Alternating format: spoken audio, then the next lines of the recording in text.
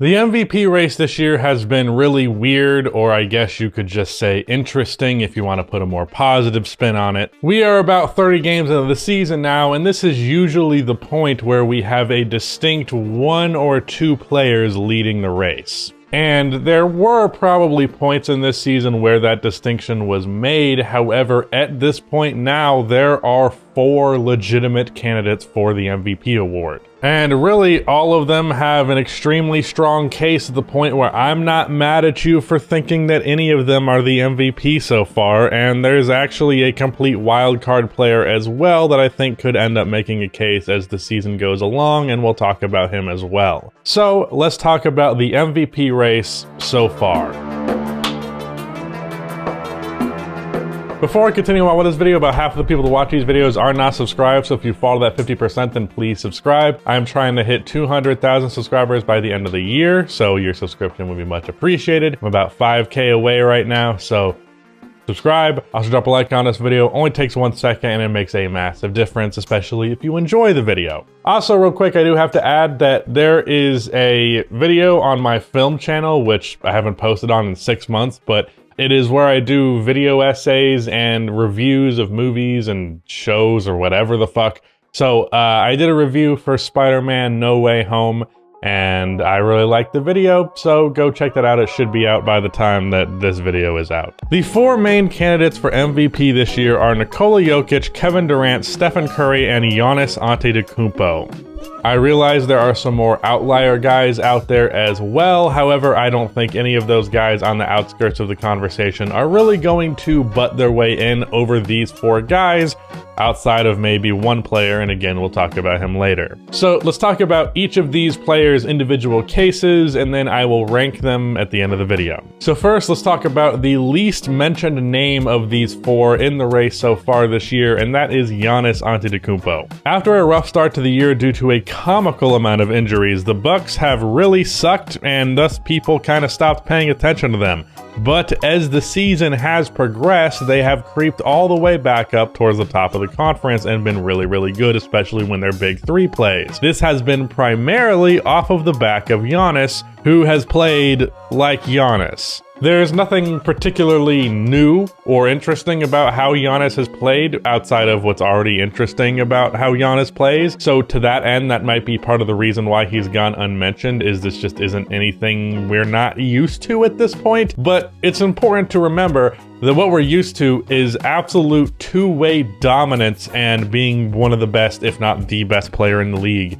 So let's not forget that. To that end, Giannis has as much of a case as he did when he won his other 2 MVPs, and his name going unmentioned is a product of a lack of coverage of the Bucks, and I think the other 3 guys having great cases as well. Steph Curry was leading this race and then some to open the year, not only because his individual numbers were fantastic, but the Warriors were on like a 70-win pace. So Steph was having outlandishly good numbers like he did last year, but this time around the Warriors were really, really good instead of really, really bad like they were last year. But while the Warriors have continued to win, Steph's individual numbers have dropped by a large margin. In his last 9 games, Curry is averaging just 23 points per game on 35, 35, 90 splits. And this 9-game streak of awful play has resulted in Steph's points per game going from 29 to 27, and his 3-point percentage going from 42 to below 40% for the first time in Steph's career over this many games. Take the slump out of the equation, and there is no question who the MVP is this year,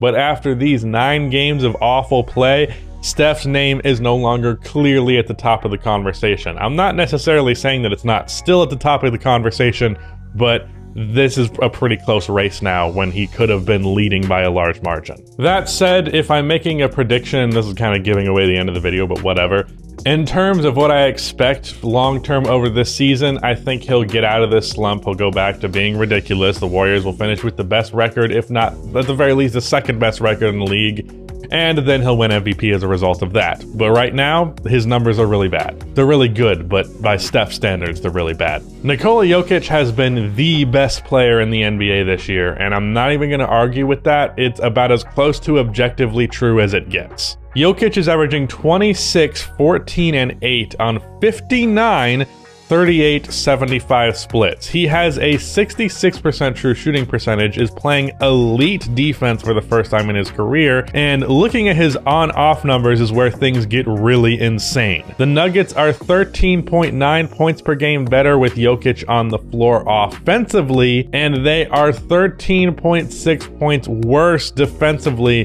when Jokic is off of the floor, meaning that in total, the Nuggets are the equivalent of 27.5 points per game better with Jokic versus without him. That is an insane all-time great on-off number metric. Like, that's ridiculous. The Nuggets with Jokic on the floor are the 5th best offense in the league and the best defense by a mile. With him off of the floor, they are the worst offense and the worst defense in the league. So why is he not by far and away the obvious MVP candidate right now?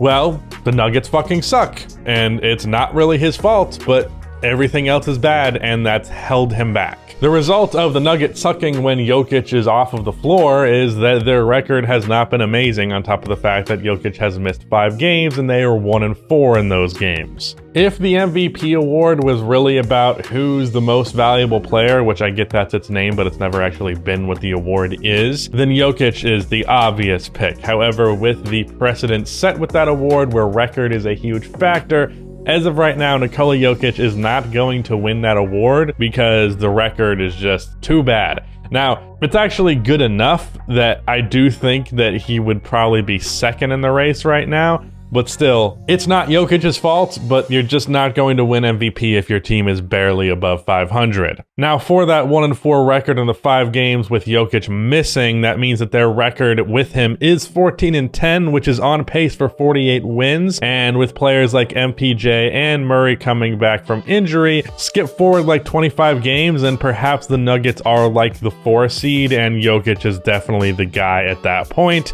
We'll just have to wait and see. Kevin Durant is kind of in a similar play to Giannis, where his play is actually not really that different from what we've come to know him for. However, what we've come to know him for is just absolute excellence. The difference there is that people are actually talking about the Nets this year, unlike the Bucks, and the fact that there's no voter fatigue because Kevin Durant hasn't won an MVP award in 7 seasons. The Nets have had a million reasons to struggle this season, and yet they have the 3rd best record in the NBA, and that is pretty much single-handedly because of Kevin Durant's insanity. He is leading the league in scoring while having a 62% true shooting percentage, and he is having, in my opinion, his best playmaking season of his career. His case is relatively basic. He's just really, really fucking good, and he's keeping the Nets afloat. And real quick before I actually rank these guys, I want to mention the wild card player here, and that is LeBron James. I think LeBron will end up having his name in this conversation, maybe in 5th place, with perhaps leapfrogging one of these guys by the time the year ends.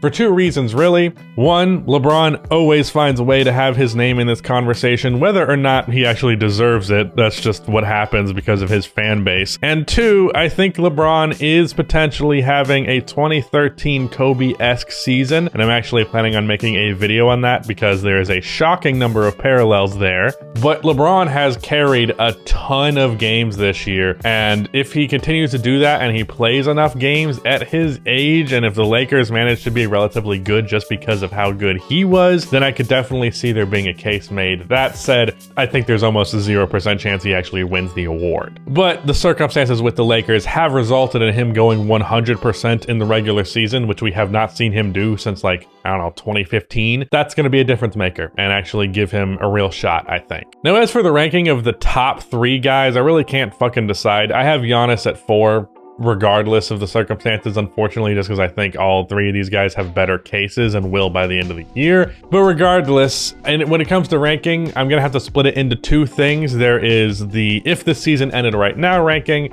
and the projecting going forward ranking. So season ends right now, who the guy who is currently leading would win it, and then projecting forward, maybe circumstances change. If the season ended right now, Kevin Durant is the MVP, Steph Curry comes in second place, Jokic is third, and then Giannis at 4.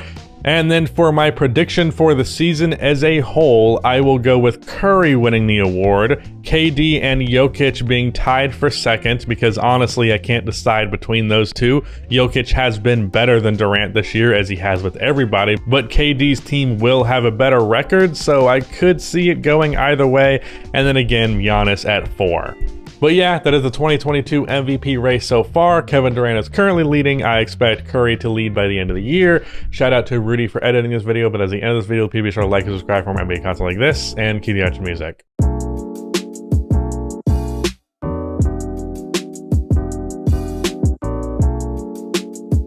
As a result of the team sucking without him, they have a not substantially good with it.